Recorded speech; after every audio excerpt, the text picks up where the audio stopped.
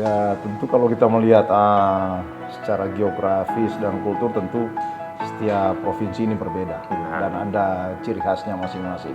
Dalam evaluasi kinerja tahun 2023 hebat ini. Tarjanya Oke sesuai semua. dengan, iya, di atas target. Wah, saya ini didampingi istri. Waduh, istrinya setia banget ya.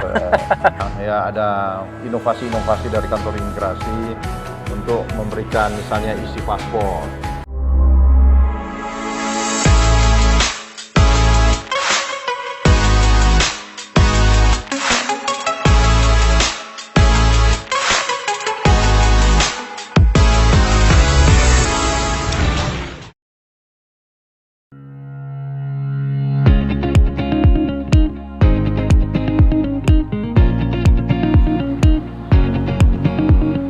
Halo Sobat Mido, saat ini saya berada di Kementerian Hukum dan HAM Republik Indonesia untuk kantor wilayah Gorontalo. Di episode Siniar Ilato kali ini kita bakalan ngobrol banyak dengan Kepala Divisi Keimigrasian yang baru aja bertugas di penghujung tahun kemarin, 2023. Yuk ikutin saya.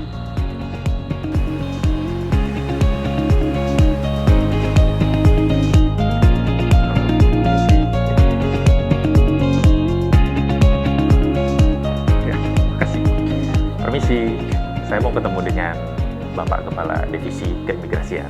Boleh yang satu Oh, ya.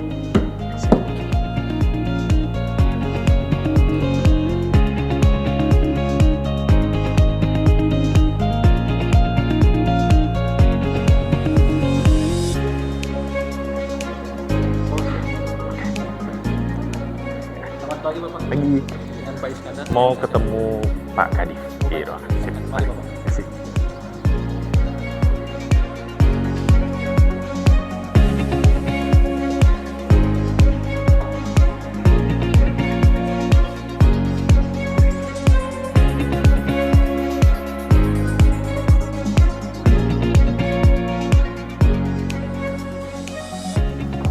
Selamat pagi Bapak.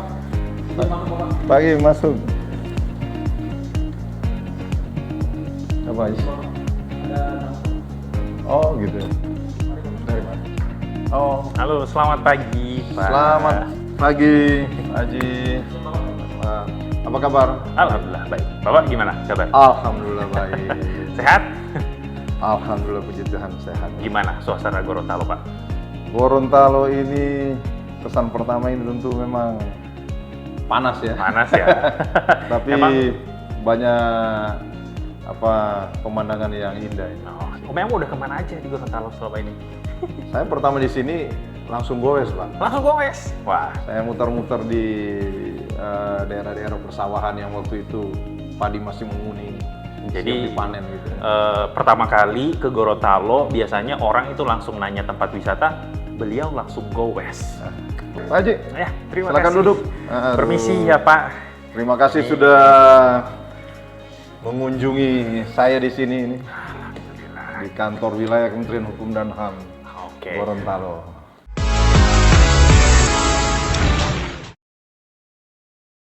Sahabat Mido, saat ini saya sudah bersama dengan Kepala Divisi Keimigrasian Kantor Kementerian Hukum dan HAM untuk kantor wilayah Provinsi Gorontalo, Bapak Fris Sumolang. Bener ya Pak sebutan saya?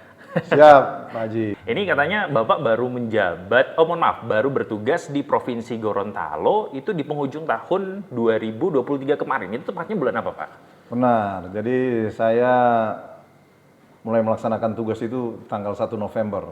1 November. Iya, 2023. Berarti baru 3 bulan ya sekitaran. 2 bulan. 2 bulan, November, Desember, terus Januari. Sebelum ke Gorontalo, Bapak bertugas di mana? Saya sebelum ke Gorontalo ini memang bertugas sebagai Kepala Divisi Keimigrasian di Kantor Wilayah Kementerian Hukum dan HAM Sulawesi Utara. Oh, dekat dong ya sama Gorontalo. Darat saja, Tetanggaan ya. Ada perbatasan ya. Perbatasan. Berarti Iya. kulturnya itu beda-beda dikit lah ya Iya. sama Sulawesi Utara sama Gorontalo. Kalau di Sulawesi Utara waktu itu berapa lama Pak?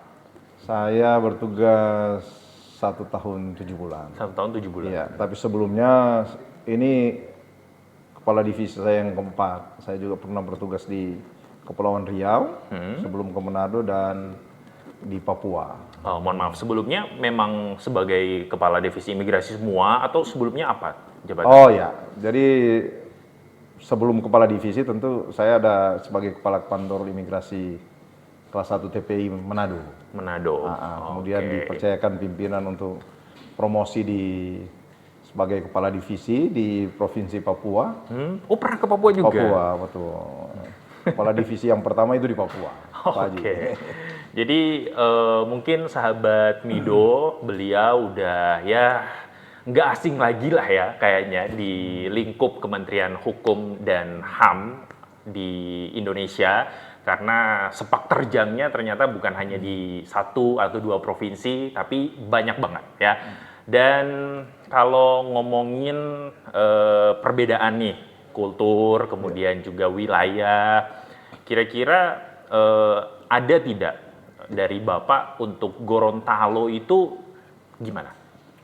Ya tentu kalau kita melihat secara geografis dan kultur tentu setiap provinsi ini berbeda. Benar. Dan ada ciri khasnya masing-masing ya. Nah kalau di provinsi sebelumnya yang saya bertugas itu tentu ada memang perbatasan darat, ya, laut yang langsung juga ada konektivitas dengan luar negeri. Tetapi ini Gorontalo ini kalau saya lihat ini baru sebatas dari pelabuhan laut saja. Oke. Ekspor impor yang ada ya untuk hasil-hasil pertanian.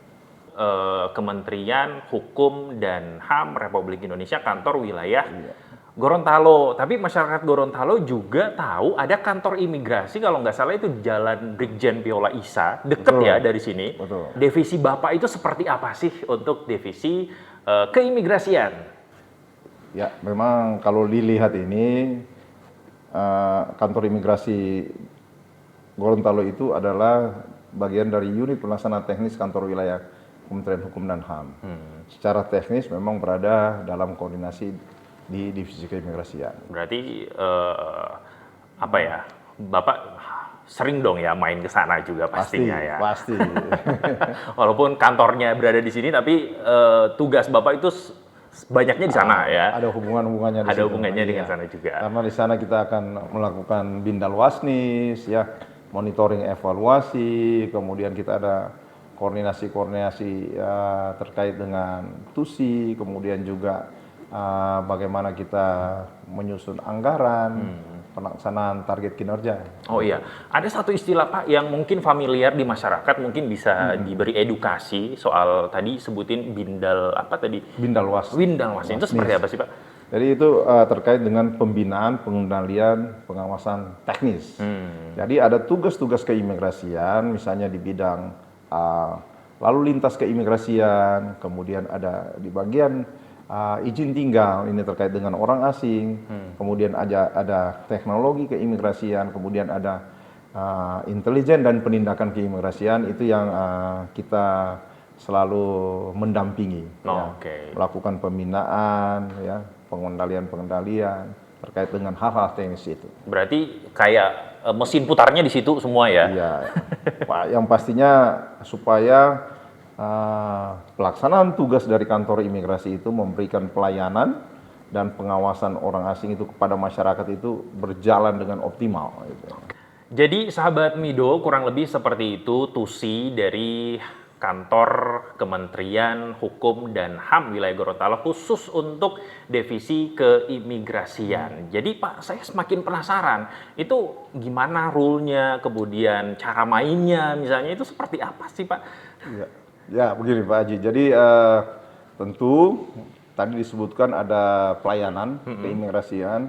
Di kantor imigrasi itu ada pembuatan paspor. Sudah tahu paspor, Pak Haji? Atau sudah punya atau belum nih? Belum, makanya saya penasaran Pak, cara bikinnya kayak harus gimana? Harus bikin nih, persiapan untuk ke luar negeri. Bener ya.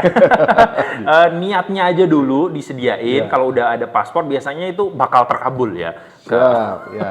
Jadi memang selain ada paspor untuk warga negara Indonesia, kita juga melayani orang asing terkait dengan izin tinggal, dan ada berbagai turunannya ya. Kemudian juga kita melakukan pengawasan ya, intelijen dan penindakan ya, terhadap orang-orang asing yang melanggar Oke. aturan-aturan kita. Nah, kemudian ada juga mengenai teknologi informasi keimigrasian. Ya, tentu ini terkait dengan Sarpras dan bagaimana rekan-rekan itu menyampaikan kepada publik terkait dengan tugas dan fungsi mereka, kemudian keberhasilan, kemudian pelayanan-pelayanan itu. Tapi nanti kalau semakin itu, Pak Haji, kita perkenalkan kantor imigrasi kelas 1 TPI Gorontalo. Oh boleh ya, kita ke sana setelah ini ya. Kita jalan-jalan ke sana. Ini juga Pak sekalian edukasi ke masyarakat kalau misalnya butuh segala sesuatunya yang berkaitan dengan imigrasi, jangan ke sini tapi ke kantor imigrasi. Nanti Betul. kita jalan-jalan ke sana, jadi Iya. terus ikutin kita ya. Baik, Pak Haji, mari kita ke kantor imigrasi. Siap, boleh. Ayo Ya, Pak. kita jalan-jalan ke sana ya. Kita mau cari tahu gimana rule-nya ya, Betul. seperti apa biar sekali lagi ini untuk edukasi ke masyarakat. Siap. Iya. Oke, jadi Pak sebelum kita ke kantor imigrasi kelas 1 TPI TPI Gorontalo, Gorontalo, iya. kira-kira bisa dikasih tahu nggak ke sahabat Mido struktural dari divisi Bapak itu apa ada apa aja? Baik, jadi kami di divisi imigrasi ini ada 2 bidang ya, kepala Dua bidang. bidang ya. Bidang perizinan dan informasi keimigrasian di sini ada 2 kepala sub bidang ya, membawai 2 kepala sub bidang. Ada Pak Ronald ini kepala bidang perizinan. Semuanya berkantor di sini ya? Iya, di sini di ruangan ini. Kemudian ada Pak Didit itu di pojok sana itu sebagai kepala sub bidang informasi. Kemudian ada sini kepala bidang intelijen dan penindakan keimigrasian, Pak James ini. Ya. Jadi Pak semuanya James, punya ya. tugas dan Ya. tupoksi masing-masing ya. Kemudian ada kasubitnya Pak Junaidi, kasubit penindakan. Ya. Kemudian ada staf-staf kita yang ada di sini yang melaksanakan tugas di divisi keimigrasian. Kalau ditotalin kira-kira ada berapa orang di divisi Di Bapak? divisi kita ini hanya 12 orang, Pak. 12 orang? Iya, jadi dari segi jumlah ini kita terbatas ya, kurang. Tapi kita lihat kemampuan kawan-kawan di sini dalam melaksanakan tugas itu Hebat-hebat semuanya. hebat, saya bilang. Sudah dalam evaluasi kinerja tahun 2023 hebat ini. Tarjanya Oke sesuai semua. dengan, iya, di atas target nih. Padahal kalau mau dibilang wilayah Gorontalo itu nggak kecil ya, Wah, tapi cukup hanya luas. 12 orang Iya. di kantor di bagian Bapak, tapi semuanya bisa teratasi. Betul. Ya. Ya, Oke. mudah-mudahan ada penambahan ini.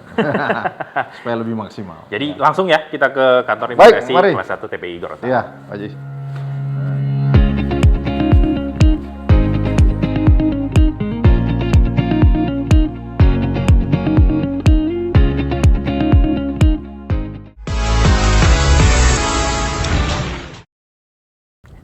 Sahabat Mido, tadi kan kita ngobrolnya di kantor Kementerian Hukum dan HAM wilayah Gorontalo. Nah, sekarang saya bersama Bapak Kepala Divisi dalam perjalanan menuju ke kantor imigrasi kelas 1 TPI Gorontalo ya. Iya. Alamatnya itu di Brigjen Piola Isa, deket kok dari sini.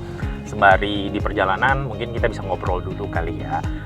Di Gorontalo kan kemarin November ya, di 1 November 2023 itu keluarganya juga ikut move ke Gorontalo atau bapaknya doang nih Pak yang kesini? Wah, saya ini didampingi istri. Waduh, istrinya setia banget ya. Harus, kemudian anak-anak tidak ikut lagi karena sudah kerja. Udah bekerja. Iya, Pak Haji. Oke, jadi kalau misalnya mungkin ya anaknya masih kecil bisa berkemungkinan ikut ya kalau misalnya masih sekolah gitu ya. Ah, Kemudian kalau di sebelum ke Gorontalo istrinya terus mendampingi ya. selalu, Ya. selalu mendampingi. Istri setia nih ceritanya. Oke.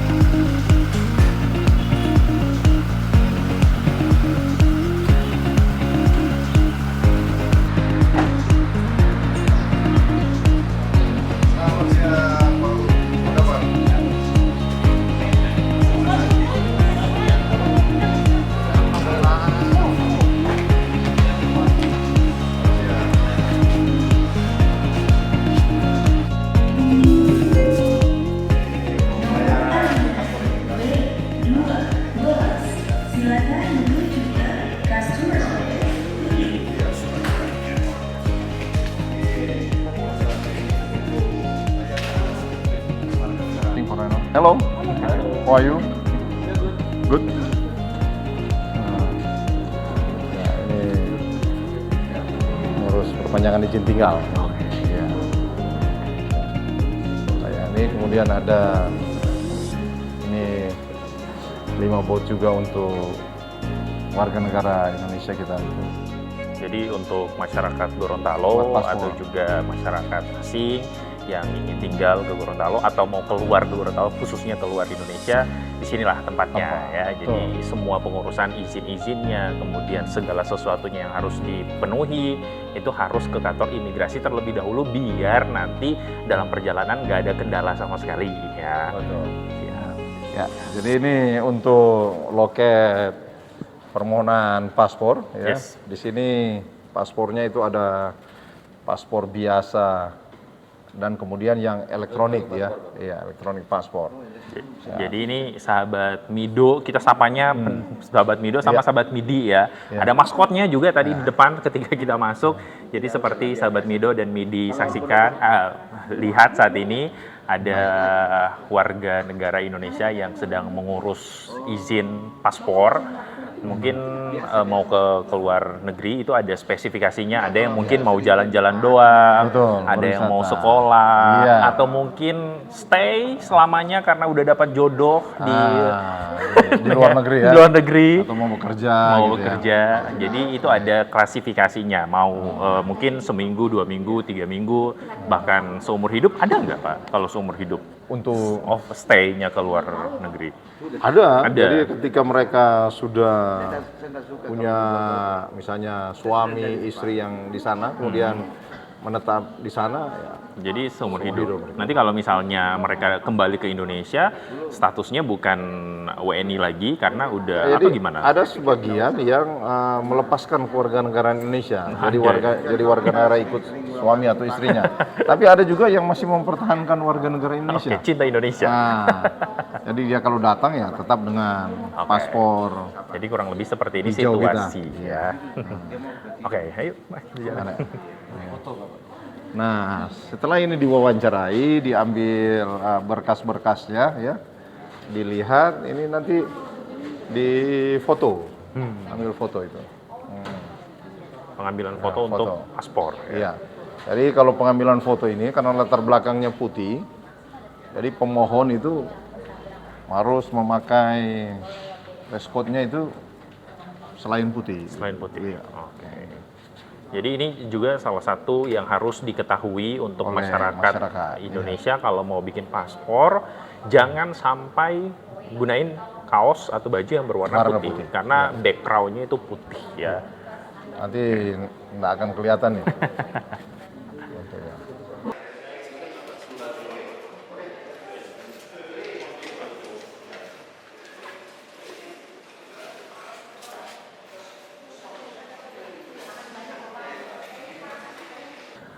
Sahabat Mido, tadi kita udah lihat bersama bagaimana alur pembuatan paspor, mulai dari pemasukan berkas, entah itu untuk warga negara Indonesia atau warga negara asing.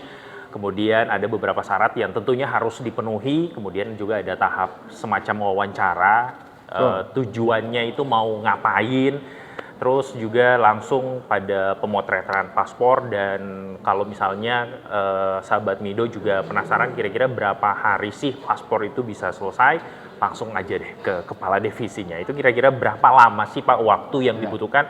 Misalnya saya datang ke sini semuanya udah lengkap plus fotonya, itu saya bakal balik itu berapa hari lagi biar Iya, selesai? jadi setelah selesai itu foto selesai, kita 3 hari itu. 3 hari, secepat 3 itu? hari kita sudah selesai dan masyarakat pemohon bisa mengambil paspornya. Oke, jadi biasanya kalau pembuatan paspor itu rame itu kalau misalnya menjelang liburan, ya. Umroh, haji itu. haji. Nah, tetapi kita juga ada kiat-kiat juga kita, ya ada inovasi-inovasi dari kantor imigrasi untuk memberikan misalnya isi paspor.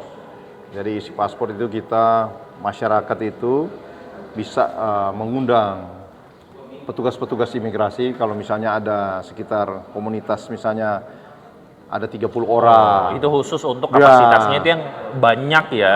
Jadi dia nggak perlu bermohon berbondong-bondong sini. datang ke sini. Bisa seperti itu, Iya, Pak? bermohon ke sini, kita datang. Oke. Langsung jemput bola. Kemudian juga ada paspor simpati. Seperti hari Sabtu atau hari Minggu, atau kita buat di mall. Nah, kemarin kita dalam rangka proses Hari Bakti Imigrasi, kita sudah mulai tanggal 6 kemarin. Jadi semuanya dilakukan oleh kantor imigrasi, tujuannya biar mempermudah masyarakat ya. Kalau misalnya hanya 1-2 orang ya mungkin bisa langsung ke kantornya, tapi kalau misalnya ada instansi yang punya biasanya tur tuh Pak, kan, Pak. Boleh, Tur ke ya. Australia misalnya, kita rombongan 40 orang. Nah, nanti dari kantor imigrasi yang langsung datang ke Iya. sono ya. Ya, jadi ini bagian dari pendekatan Ke pada masyarakat gitu Benar ya, sekali. dari Jadi, imigrasi. oke.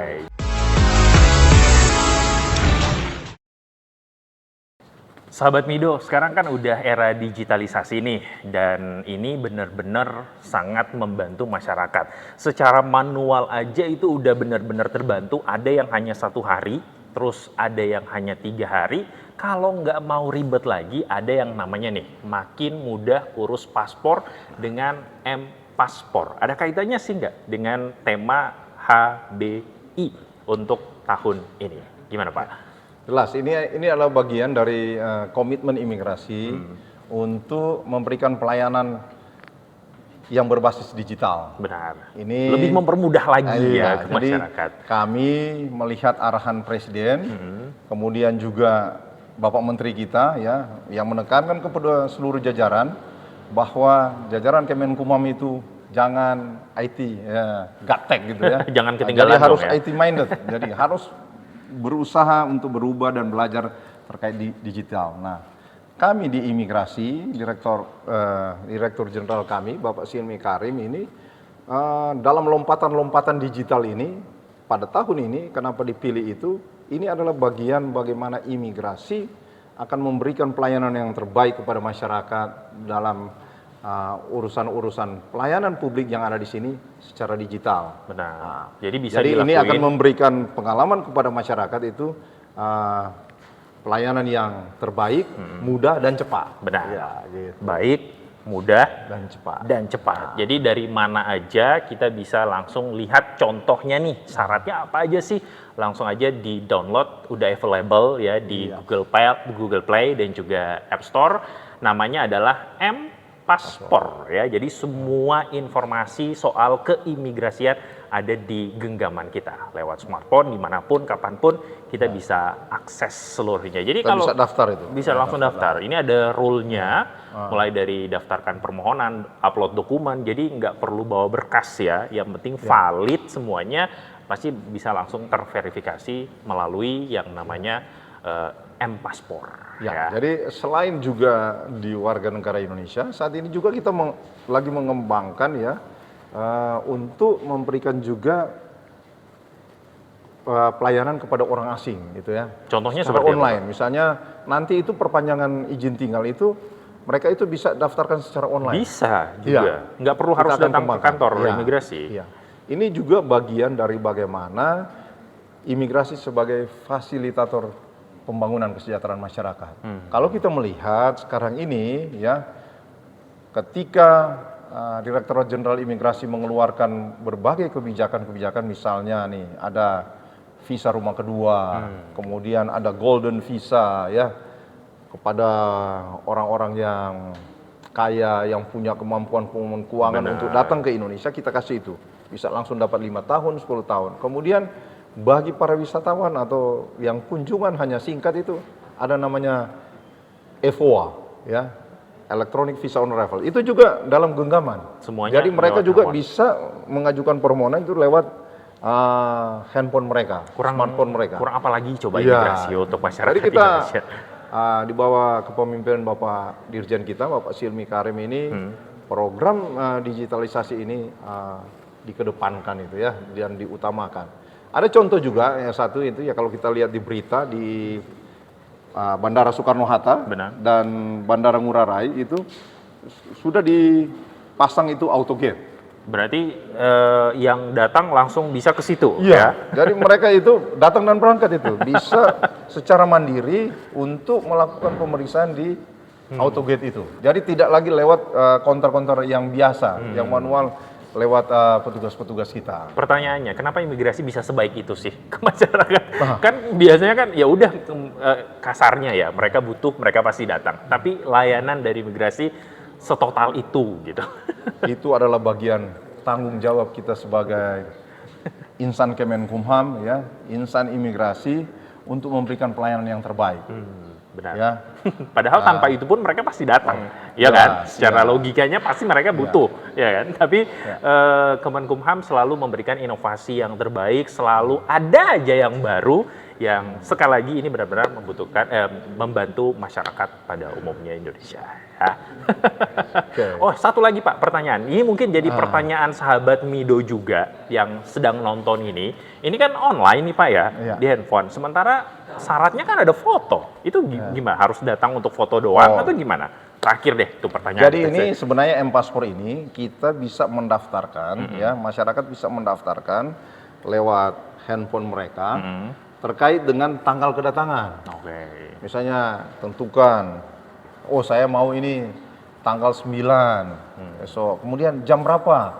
Sesuaikan dengan waktu masyarakat. Betul.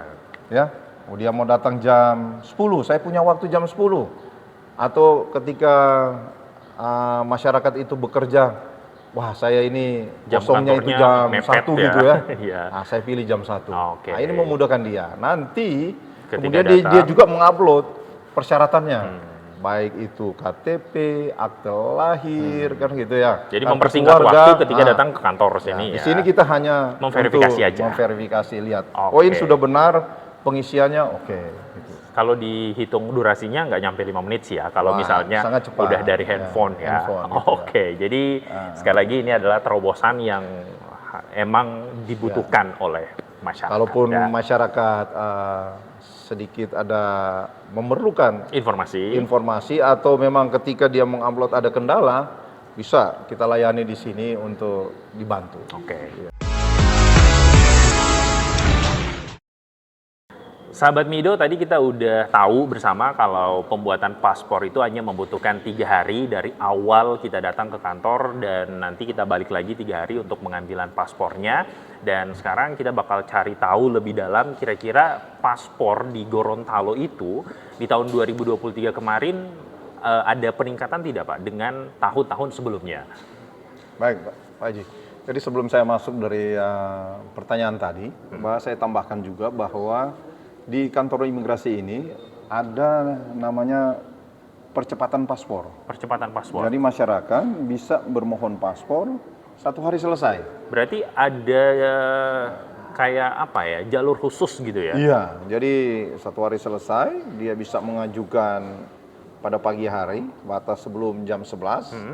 Kemudian prosesnya biasa, nanti akan selesai sore hari. Itu kenapa diklasifikasikan ada yang hanya sehari, ada yang 3 hari, itu sesuai kebutuhan masyarakat? Ya, atau seperti ini apa? juga bagian dari kita membantu masyarakat sesuai dengan kebutuhannya. Kalau ada yang ingin memang cepat, Urgency, gitu, ya, urgent gitu, silakan untuk 1 hari. Tetapi memang ini ada pembayaran di PNBP, ya, memang ada bertambah. Jadi selain paspor, ya, ada penambahan untuk percepatan itu 1 juta rupiah.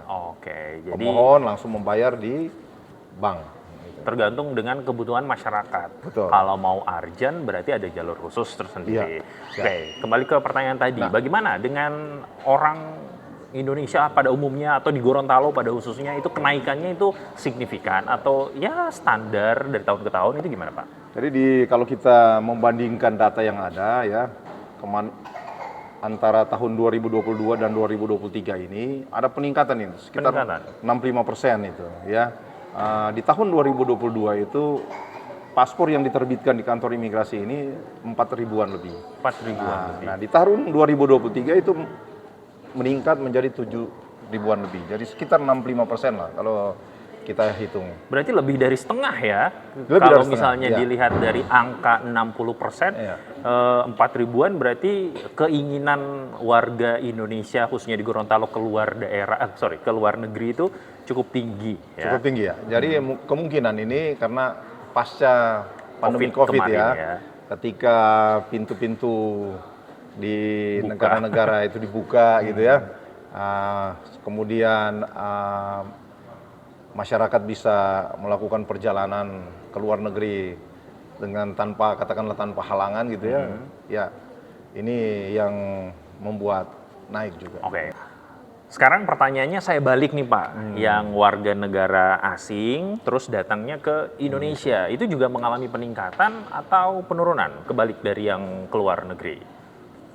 Ini termasuk meningkat tajam, Pak. Meningkat tajam. Jadi dari seluruh Indonesia, kalau melihat data tempat-tempat pemeriksaan imigrasi yang ada, misalnya yang besar-besar di Soekarno-Hatta, Ngurah Rai Bali, Juanda, Surabaya, kemudian Kuala Namu, Medan, Samratulangi, Sulawesi Utara itu ada lonjakan-lonjakan kedatangan orang asing. Itu membuktikan kalau Indonesia itu banyak orang yang pengen liburan di sini ya. Melihat sumber daya alam kita, kemudian juga melihat pariwisata kita, dan ini sangat korelasi dengan pertumbuhan PNBP keimigrasian kita yang meningkat tajam. Jadi jalannya searah ya. Iya. Oke, itu paling banyak tujuan mereka datang ke Indonesia udah pasti liburan ya. Itu udah Berwisata, pasti ya. berwisata. Yang posisi kedua nih saya penasaran, mereka ngapain aja sih ke Indonesia selain liburan? Itu ngapain? Tentu selain berwisata, mereka juga itu melihat potensi untuk melakukan investasi. Karena pemerintah kita saat ini mendorong untuk ada investor-investor asing yang masuk ke kita. Yang pasti itu untuk kemajuan Indonesia sendiri. Ya. Bagaimana perekonomian kita bisa naik. Ya. Oke, berarti itu juga masuk salah satu indikator kalau misalnya nih Pak, banyak warga negara asing yang datang ke Indonesia menandakan bahwa Indonesia itu punya sumber yang besar. Bisa dikatakan negara maju itu dari indikator itu nggak sih Pak? Ya, katakanlah itu kan jadi sebagai dasar kita itu kan ya untuk perekonomian kita maju ya, bagaimana kita meningkatkan sumber daya alam kita dapat kelola ya jangan secara alami saja sumber daya alam itu langsung dikirim, tetapi bagaimana cara mengelola di dalam negeri kemudian nanti diekspor sebagai bahan jadi gitu kan. Oke, ngomongin warga negara asing yang datang ke Indonesia. Sekarang kita ngomongin nih yang di Gorontalo misalnya pada khususnya. Dari pengalaman Bapak sebagai kepala divisi keimigrasian, itu kira-kira pelanggaran paling umum yang sering dilakukan, misalnya overstay misalnya, itu sering nggak Pak ditemuin? Nah, kalau melihat data yang ada di tahun 2023 itu ada beberapa pelanggaran dari orang asing. Ya memang paling umum itu overstay. Overstay. Ya. Kemudian ada 2 kejadian itu paspor hilang. Ya. Setelah kita teliti izin tinggalnya, ternyata juga ya overstay juga. Overstay juga. Ya. Jadi double ya. Jadi mungkin ini kalau sudah overstay ini dihilangkan saja nih paspornya, dipikirkan wah padahal datanya ada imigrasi semua ya, bisa memantau itu ya.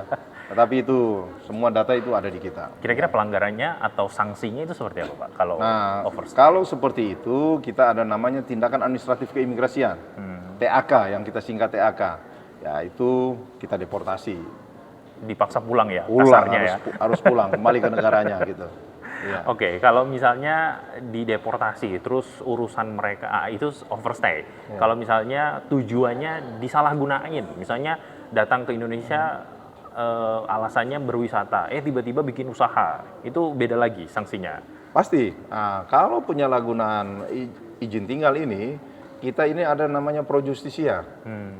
Jadi petugas-petugas imigrasi itu ya di bagian Intel Dakim itu bisa melaksanakan pro justisia. Jadi orang asing itu akan diperiksa, kemudian nanti akan dibawa ke ranah pengadilan. Oke, jadi ini sebenarnya juga jadi edukasi bukan hanya untuk warga negara asing, tetapi kita sebagai warga Indonesia yang mungkin berkunjung ke negaranya orang, terus ya waktunya udah habis, ya udah balik aja langsung ke Harus, Indonesia ya. Nanti justru merugikan diri sendiri. Terus negara kita biasanya juga yang nanti akan image-nya jelek dan Betul. seterusnya ya. Jadi nggak hanya warga negara asing yang sebenarnya ditangani oleh imigrasi, tetapi warga negara kita yang di luar juga itu masuk tanggung jawab dari kantor imigrasi ya, kurang lebih seperti itu. Tadi juga kita udah lihat ada warga negara asing ya yang ngurus segala sesuatunya di kantor imigrasi untuk wilayah Gorontalo. Oke.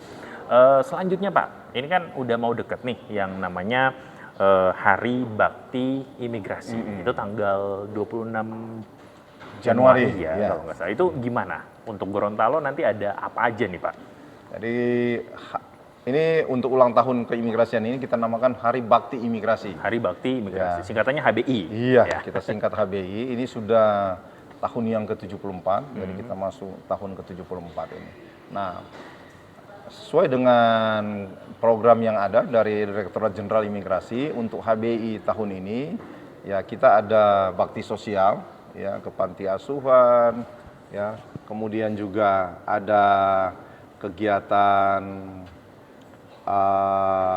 paspor simpatik Oh, yang iya, sudah tadi kita ya. mulai hari Sabtu kemarin, Benar. tanggal 6 ya. Jemput bola ya. Ya, jadi ada 6, kemudian 13, 20 kita akan Hari puncaknya di 26 Januari, 26 tapi Januari. kegiatannya udah mulai. sudah mulai jalan kita. Jalan, ya. Kemudian nanti kita rencanakan nanti ada donor darah. Donor darah. Nah, kita akan bekerja sama dengan PMI, PMI, pasti. ya, donor darah. Kemudian ada kita, ya kegiatan-kegiatan kita, internal kita terkait dengan tenis lapangan, kemudian ada fun bike, kemudian ada juga jalan sehat. Ya kita gabung-gabung. Ya. Kita bikin ramai lah untuk Masyarakat diikut sertain nggak Pak? Oh, ikut serta. Bisa join ya. Ya, kita Nggak join, harus nah. orang-orang yang hanya bekerja Iya. di Kemenkumham doang. Betul, misalnya jalan sehat untuk sepeda bisa gabung. Ke masyarakat ya. Jadi ini info bagus nih untuk masyarakat Gorontalo yang mau bikin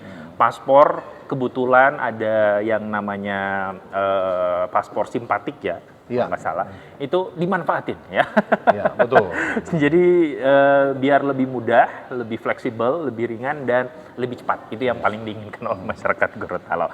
Oke, itu soal secara umum dari kantor imigrasi di Provinsi Gorontalo. Nah, sekarang Bapak mohon maaf ya, dalam kategori baru bertugas nih di Gorontalo, walaupun memang pengalamannya udah ya akui jempol lah ya dari tahun ke tahun. Tadi udah itu kira-kira strategi di Provinsi Gorontalo seperti apa? Ada nggak sih yang beda Bapak bakal lakukan khusus di Gorontalo Pak? Gimana? Ya, tentu ini kalau melihat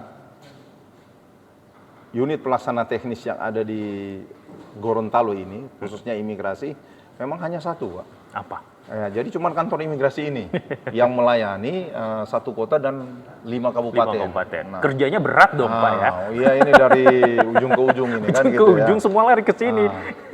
Dibandingkan misalnya dengan provinsi tetangga Manado, di situ ada Terbagi-bagi. 4 kantor imigrasi Oh, dan iya. 1 rodenim gitu kan. Oke. Jadi ada 5 unit pelaksana teknis. Jadi bisa dibagi. Nah, ini hanya satu. Tentu ini strategi kita itu bagaimana kita optimalkan pelayanan yang ada dan kemudian juga pengawasan yang ada. Bagi rekan-rekan yang ada di kantor imigrasi ini, ya walaupun terbatas juga kita harus dukung supaya mereka dapat bekerja dengan optimal. Oke. Gitu ya. Secara Tentu kasat ini mata. harus ada penguatan-penguatan dari kita dan sinergitas dan kolaborasi Benar. dengan baik secara internal maupun juga dengan instansi-instansi lain dan masyarakat. Oke. Misalnya dalam hal pengawasan keimigrasian, kita ada namanya komunitas tim pengawasan orang asing, baik di tingkat provinsi maupun kabupaten kota. Nah, itu yang kita maksimalkan terkait dengan Inteldak. Jadi selain penguatan yang ada di secara internal ya, kemudian kita juga ada sinergitas dan kolaborasi dengan instansi lain dan masyarakat. Berarti ada hubungannya dengan pemerintah setempat khusus di Provinsi Gorontalo. Betul. Udah Dan main-main kabupaten nggak, Pak? kota juga. Sama kabupaten kota, Ya. pemerintahnya. Iya. Udah ada hubungan. Oh, jelas. Kita hubungannya sangat baik ya, ya. Dan dalam banyak kegiatan kita kolaborasinya sangat baik. Oke, jadi saya bisa simpulkan satu dari perbincangan kita ini, Pak. Bapak bakalan kerja berat di Gorontalo karena kantornya cuma satu, Ya. nggak kayak yang kemarin ada 4 ya. Betul. Jadi dari saya selamat bertugas di Gorontalo. Ya, Semoga terima kasih. betah ya Ya, di sini. wajib, ya. Walaupun tadi katanya hanya satu nih yang dihandle, artinya semua dari ujung ke ujung larinya ke Bapak ini pasti. Oke, terus Ya. harapan untuk masyarakat Gorontalo, terus mau ajak masyarakat Gorontalo mungkin ikut memeriahkan yang tadi Hari Bakti Imigrasi, silakan. Ya, kami berharap masyarakat Gorontalo akan selalu mendukung tugas-tugas keimigrasian. Ya, bagaimana imigrasi juga akan memberikan pelayanan yang optimal kepada masyarakat, baik pelayanan pemberian paspor, ya, baik paspor yang baru maupun perpanjangan, dan juga dukungan dari masyarakat terhadap informasi-informasi mengenai pengawasan keimigrasian, khususnya kepada orang asing yang melakukan pelanggaran-pelanggaran keimigrasian. Jadi ada korelasi antara masyarakat umum, pemerintah, dan juga dari kantor imigrasi. Dan satu lagi untuk masyarakat Gorontalo khususnya yang mungkin masih bingung gimana sih caranya bikin paspor, bisa langsung datang aja ke sini, informasinya terbuka lebar ya Pak, Ya. untuk memberikan informasi. Baik, terima kasih sekali lagi waktunya Pak, bisa berbincang-bincang edukasi ke masyarakat. Mungkin besok kita cari waktu lagi ya, Ya, ngobrol boleh. lebih banyak ya Pak ya. Terima kasih sekali lagi, selamat bertugas di Gorontalo, semoga betah walaupun Kasih, cuacanya beda banget ya. Sama ya. Di sana dingin, di sini aduh luar biasa panasnya deh Pak. Oke. Sahabat Mido, demikianlah obrolan kita bersama Kepala Divisi Keimigrasian Gorontalo untuk kantor wilayah Kementerian Hukum dan HAM untuk episode Siniar Ilato kali ini. Terima kasih, sampai ketemu di episode selanjutnya.